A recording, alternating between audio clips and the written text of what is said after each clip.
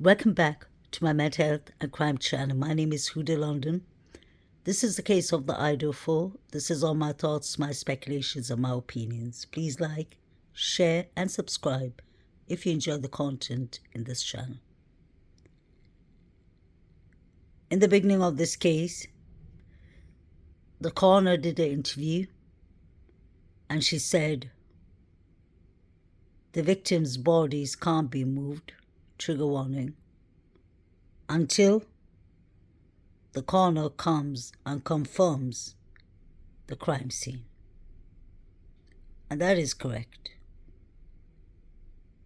But I came across this very important interview with Stacey Chapin, Ethan's mother, and I found it really baffling, surprising what she said. She said that Ethan's body was still at the crime scene the next day. So that would say the 14th of November. So is the coroner genuine, or is it Stacey Chapin that misunderstood? Stacey Chapin has been in this case from the very beginning. She's opened fundraisings, GoFundMes, and a fundraising for a scholarship for Ethan, which I think is lovely. She's written 2 books, I believe, for Ethan in his memory. She's a very well-educated woman, so she wouldn't just say something like that on an interview. Let me play this for you.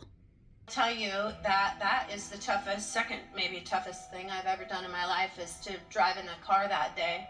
Pulled into Moscow that night at about 9:30, picked our kids up. We had to go to the police station and have a meeting. And we wound up, they put us all up in a hotel that night. And the 4 of us laid in this hotel room. And there wasn't a lot of sleep that happened that night, but early in the morning, I got up. I told Jim, I'm going for a walk, and I walked to the house. My son was still there in it, and I just stood outside of it for a little bit.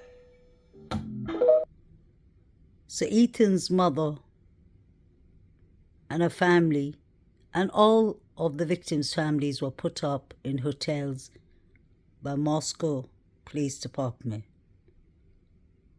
Stacy decided to walk to 1122 King Road from the hotel. She said, I told Jim that I need a walk, and she said she walked right up to 1122 King Road from the hotel. And she said, my son was still in the house. And she's talking about Ethan. So I want to know why the victims were not removed until the next day. I believe the results that came from Spokane came on the 16th or 17th. It did not come the next day. So why were the bodies, trigger warning, left at the house? Was it difficult to move the bodies? This is a real sensitive subject, so if anyone is easily triggered, upset, I would advise you all to log off and tune in to the next clip. What I'm trying to say is, could it be possible that all the victims were in such a bad shape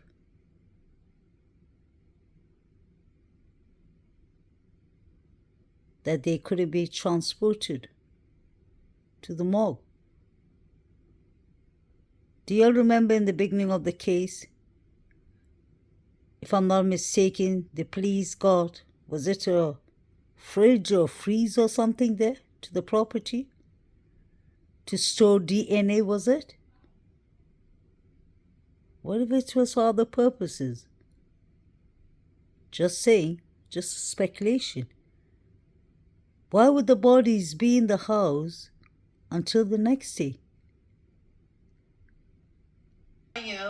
That is the second maybe toughest thing I've ever done in my life is to drive in the car that day. Pulled into Moscow that night at about 9:30, picked our kids up. We had to go to the police station and have a meeting.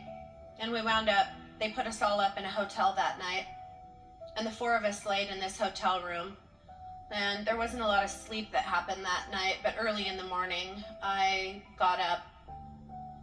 I told Jim, I'm going for a walk, and I walked to the house. My son was still there in it, and I just stood outside of it for a little bit.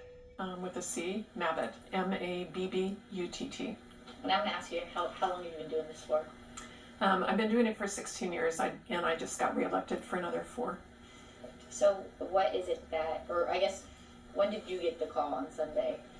I got the call just a few minutes after noon that there were 4 homicides, but I didn't go to the scene because of law enforcement doing their investigation first. So I didn't actually go to the scene until about 5 or 5:30.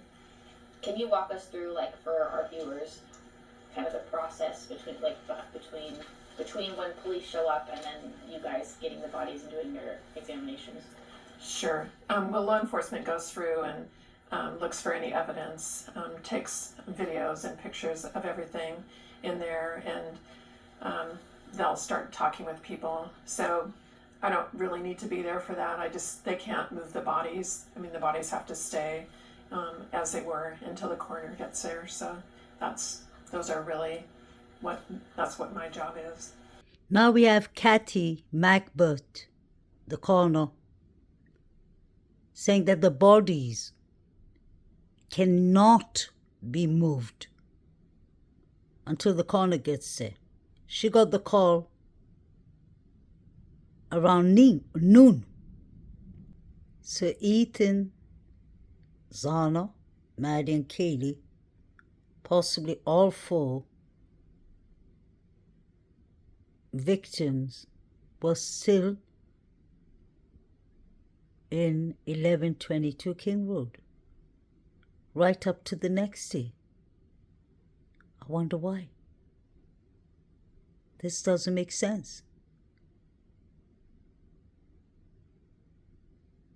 The bodies were supposed to be transported immediately to Spokane. People, so I don't really need to be there for that. They can't move the bodies. I mean, the bodies have to stay as they were until the coroner gets there. So that's to look at the bodies. As a coroner, do you guys do the autopsies and all that? No, we some do if they're an actual medical examiner, but we have forensic pathologists and we contract with Spokane to do that. So in your experience, what is it that you saw when you showed up? Well, there was a lot of blood. It's a very sad scene with 4 murdered college students. You're ruling all 4 deaths, homicides? Yes. And can you give us a manner of death? Yeah. I believe that the press release was that they were from a sharp object. So stabbings. Yeah, we'll know more after the autopsies tomorrow. And do you believe this could be like a murder-suicide or? No, there are 4 homicides. 4 homicides. Okay. And when it comes to doing the investigation post-autopsy, that falls on you, correct? Yes. It's my job to determine the manner and mechanism of death. And then I know with toxicology results, there can often be, at least in Washington, a delay. So do you have any idea how long it could take, if those were relevant, to get any type of results back on that? Well, the toxicology reports, right, they usually take 4 to 6 weeks, sometimes longer. But they might, I don't think they're going to be relevant in the actual manner or cause of death. So Kathy says that she'll know the manner of death when the results come from Spokane tomorrow. And I believe this interview was done on the 14th. So it makes sense with Stacey Chapin. The victims' bodies were still in the house. I wonder why. Trigger warning, I'm just wondering, speculating in a mindful way. And we have heard that the 4 victims were brutally unalived. In fact, I believe tortured before they were unalived, like Ethan and Kaylee.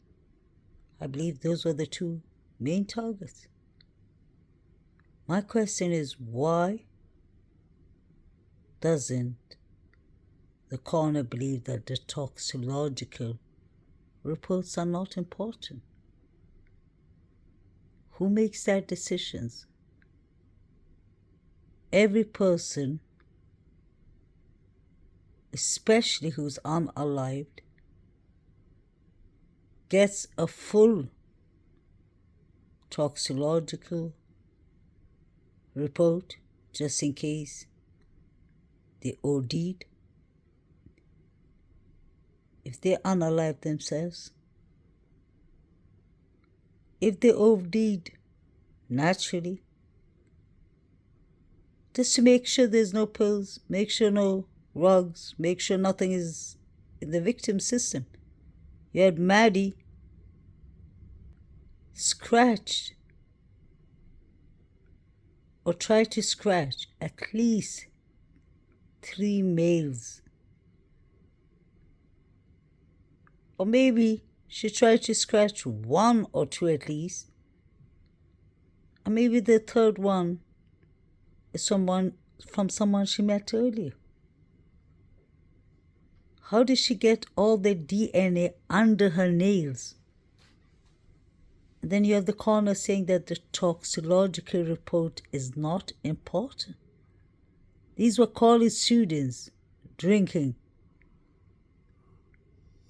DM said that they were drinking for 2 days. They were binge drinking. So why wasn't a toxicological report done? And why wasn't the victims' bodies moved? He was a triplet, and looking through the pictures, he said, like you said, they seemed to be always together. I mean, did they all go to high school and then college together also? Elementary, high school, everything, college, they all went to the same university. Yeah, I mean, everything. We travel, we play, we hike, everything we do is all of us together. I mean, we're a pretty tight family. Did you say that they were the ones that called you about this happening? Yeah. Yes.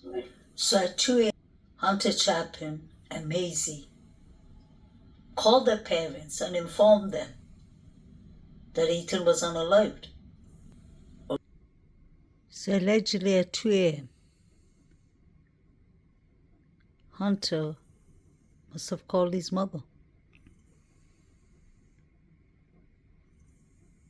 They were the ones that called you about this happening?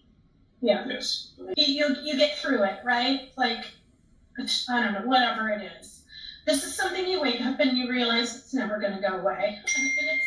And it's very different. It's a very different. 2 a.m. is a dark hour, I can tell you that. We're all hour, I can tell you that.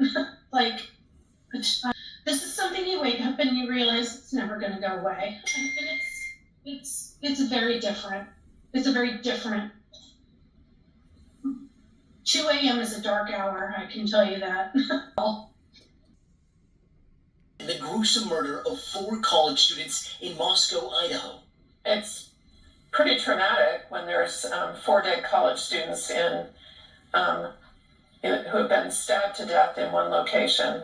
The coroner saying today autopsies have been completed and the victims suffered extensive wounds after being stabbed multiple times with a large knife. Investigators now working to determine if the victims had defensive wounds or may have gotten the suspect's DNA on their bodies. Well, looking to see if there are some clues that are on them, some of the suspects' blood, perhaps, or something under somebody's fingernails. The coroner saying the autopsies have found the time of death sometime after 2 a.m. Investigators now reviewing this video, which they say shows two of the victims in a food truck just hours before the murder. Police also confirmed two other roommates were home and unhurt at the time of the murder and are actively cooperating with the investigation. The autopsies have found the time of death was after 2 a.m. They have deleted all these important clips from the beginning. They're saying the autopsies have found the time of death sometime after 2 a.m. Saying the autopsies have found the time of death sometime after 2 a.m. Why were the 4 victims cremated? Let me know what you think. Please like, share and subscribe.